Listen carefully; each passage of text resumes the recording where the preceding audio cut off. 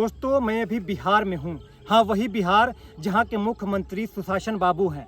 वही सुशासन बाबू जो कहते हैं कि हमने बिहार के लिए बहुत ही ज़्यादा काम किया है। क्या काम किया है मैं आपको दिखाता हूँ। ज़रा दिखाइए ये पुल को।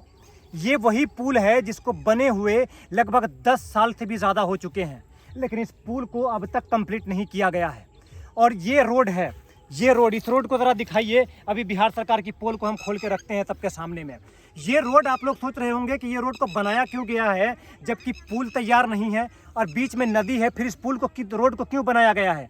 ये रोड को इसलिए बनाया गया था क्योंकि सुशासन बाबू नीतीश कुमार मुजफ्फरपुर में आ रहे थे, तो उनको ये पुल दिखाने के लिए कि अगर कहीं उनका मन हुआ पुल देखने का तो रोड तो अच्छा होना चाहिए ताकि उनको ये पुल दिखाया जा सके। उनको पुल दिखाने के लिए यहाँ इतना खर्चा करके 5-10 लाख रुपया खर्चा करके रोड को बनाया गया है, लेकिन इस पुल को नहीं बनाया जा रहा है। ये वो पुल है जिससे उस साइड के लोगों को यहाँ पे शहर से जोड़ा जा रहा है। उस साइड जो भी लोग रहते हैं वहाँ पे, उधर के गांव के साइड के लोग हैं, वहाँ गांव से लोग मुजफ्फरपुर शहर में आते हैं, सिटी में आते हैं। और इस साइड मुजफ्फरपुर का सिटी है, यहाँ पे मॉल है, हर तरह का शहरी इंतज़ाम किया गया, सारा इंतज़ाम है यहाँ पे। एजुकेशन के लिए, डॉक्टर के लिए, हर चीज़ का इंतज़ाम। मेन जो मुजफ्फरपुर का शहर है वो इधर है। तो इन दोनों जगहों को जोड़ने के लिए ये पुल है।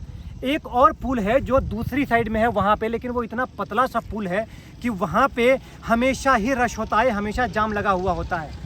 ये पुल को अभी लिमिटेड तरीके से थोड़ी देर के मिट्टी को भरा जा रहा है, थोड़ा सा मिट्टी को भरा गया है नॉर्मली चालू करने के लिए, क्योंकि यहाँ से मिट्टी को हाईवा के द्वारा उठाकर दूसरे पुल की तरफ ले जाया जा रहा है। वो पुल बिल्कुल ही ख़त्म हो चुका है और हर दिन वहाँ पे जाम लगता है, लेकिन हमारे सुशासन बाबू इस पुल के बारे में कुछ नहीं सोच रहे हैं। मैं अभी आपको उस पुल के ऊपर में ले जाकर चल के दिखाता हूँ कि उस पुल की क्या कंडीशन है। इसीलिए आप लोग नीतीश कुमार को वोट देने वाले हैं। इस बार हम सब मिलकर संकल्प लेंगे कि नीतीश कुमार को उसकी औकात दिखा कर रहेंगे कि ये हमारे बिहार के लिए कुछ नहीं कर रहा है। हमारे यहाँ के युवा रोजगार के लिए दिल्ली, बम्बे और गुजरात, महाराष्ट्र जा रहे हैं, लेकिन ये सुशासन बाबू यहाँ पे बैठ के सिर्फ राजनीति चमकाने में लगे हुए हैं। हम उस सरकार को वोट देंगे जो हमारे बिहार के युवा के लिए काम करेगा। वो सरकार जो युवा को यहीं रोजगार देगा। हमें रोजगार लेने के लिए दिल्ली, बम्बे जाने की ज़रूरत नहीं पड़नी चाहिए। वहाँ जाकर हम दूसरे दर्जे के सिटीजन की तरह हमें ट्रीट नहीं होना है। 10,000 20,000 के लिए हम बाहर जाते हैं और वहाँ के लोग हमें बिहारी बिहारी कहकर बुलाते हैं, यानी कि हमें गाली देते हैं। मैं सारे नौजवान लोगों से कहता हूं और बूढ़े लोगों से भी कहता हूं, अपने लिए और अपने बच्चों के लिए इस बार नीतीश कुमार को हटाओ कुर्सी से, तभी हमारा बिहार तरक्की करेगा। मैं आपको अभी उस पुल के ऊपर ले जाकर दिखाता हूं कि क्या कंडीशन है इस पुल का। दोस्तों यही वो रास्ता है, इसको मिट्टी भर के भी थोड़ा सा बनाया गया है कि हाईवे ले जाने के लिए। ये पुल बना नहीं है, ये आप लोग गलतफहमी में होंगे कि पुल को बना दिया गया है। ये पुल बना नहीं है, एक बार बाढ़ आएगा ये पूरे को बहा कर लेकर चला जाएगा। इसलिए यहाँ पे देख रहे हो अभी तक कोई गाड़ी वाड़ी नहीं चल रही है, 1-2 बाइक ऐसे ही चल रहा है जो बिल्कुल ही खंडर से होकर जाने के लिए तैयार है। ये बना नहीं है, यही है वो पुल। और मैं आपको अभी दिखाता हूँ कि दोस्तों यही वो पुल है जिस पुल के बारे में मैं बात कर रहा हूँ। ये बिल्कुल मेन नदी के ऊपर इस पुल को बनाया गया है। देखिए ज़रा इस पुल को कितना लंबा है, यहाँ से लेके और इधर तक ये पुल है। ये देखिए यहाँ तक इस पुल को बनाया गया है। ये एक नदी के ऊपर है। यही नदी वो नदी है जहाँ से 2 जगह के लोगों को जोड़ा जा रहा है। एक उस साइड के लोग हैं जो गांव साइड के लोग हैं, उधर से आते हैं, और इस साइड में शहर पड़ता है, मेन टाउन इस साइड में पड़ता है। ज़रा उधर के बिल्डिंग को दिखाइए तो यहाँ पे इनको पता चल जाए कि शहर किस तरह का है। वो जो आपको बिल्डिंग जितनी भी दिख रही है वो सारे का सारा वो शहर है वहाँ पे। और एक और बात मैं आपको जो अभी बता रहा था थोड़ी देर पहले कि दूसरे साइड में पुल है, एक पुल वहाँ पे है, ज़रा दिखाइए तो पुल को। ये वही पुल है जो अभी एक पुल है वहाँ पे, और बिल्कुल ही पतला सा छोटा सा पुल है। उस पुल पे हमेशा ही जाम लगता है। सुबह 8 बजे से लेकर कम से कम 12 बजे 1 बजे तक जाम लगा हुआ होता है, और फिर शाम में 4-5 बजे से फिर जाम लगना शुरू हो जाता है। छोटे से पुल को पार करने में 2 घंटा 3 घंटे का समय लग जाता है। तो इसीलिए इस पुल को बनाया गया था कि यहाँ पे ज़्यादा परेशानियों का सामना ना करना पड़े। लेकिन इस पुल को बनाए हुए दोस्तों 10 साल से भी ज़्यादा हो चुका है, लेकिन सरकार इसके बारे में कुछ नहीं सोच रही है। ये सिर्फ एक पुल नहीं है, इस तरह के न जाने कितने पुल हैं, कितने रोड हैं जिनको सही तरीके से बनाया नहीं जा रहा है। और सुशासन बाबू सिर्फ इस बात पर वोट मांगते हैं कि हमने देश की तरक्की के लिए बहुत कुछ किया है, हमने जंगल राज को हटाया है, हमने यहाँ से करप्शन को हटाया है। करप्शन को क्या घंटा हटाया है? हर तरह तो करप्शन ही फैला हुआ है। बीपीएससी में टीचर की जो बहाली हो रही है उसमें 38 नंबर 40 नंबर पे लड़कियों को ले लिया जा रहा है। अगर 120 नंबर में 40 नंबर लाना होना, मैं अपनी बकरी को भी बैठा दूं, वो भी 120 नंबर में 40 नंबर लेके चली आएगी अगर सिर्फ तुक्का मार दिया जाए तो। इतनी अकल तो हर किसी इंसान में है और हर बिहारी के अंदर में है। पलायन एक सबसे बड़ा मुद्दा है जिसको रोका जाना चाहिए, उसे नहीं रोक रही है हमारी सरकार और कहती है कि दूसरे स्टेट के लोग हमारे बिहार पे डिपेंड हैं, उनका रोजी रोटी चल रहा है। उनका रोजी रोटी क्या घंटा चल रहा है? हम मजदूर हैं, मजदूरी करने वहाँ जाते हैं।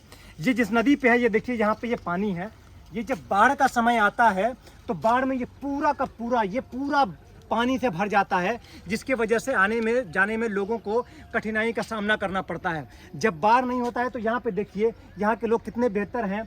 यहाँ पे सब्जी का फसल उगाया जा रहा है, ये देखिए सारा सब्जी का फसल लगा हुआ है पूरे में, जहाँ पे सब्जी को तोड़ा जा रहा है, यहाँ पे देखिए जानवरों को खिलाया जा रहा है। तो ये सबसे मेन बात ये है कि यहाँ जनता के सहूलियत के लिए हम सरकार बनाते हैं, हम सरकार चुनते हैं कि जनता को सहूलियत हो सके। क्यों ऐसी सरकार को हम वोट देंगे जो हमें परेशानी में डालेगी? सरकार हमारे लिए कुछ नहीं सोचेगी। दोस्तों, सितंबर अक्टूबर में इस बार इलेक्शन आ रहा है। इलेक्शन में वोट जात पात से हट कर दीजिए।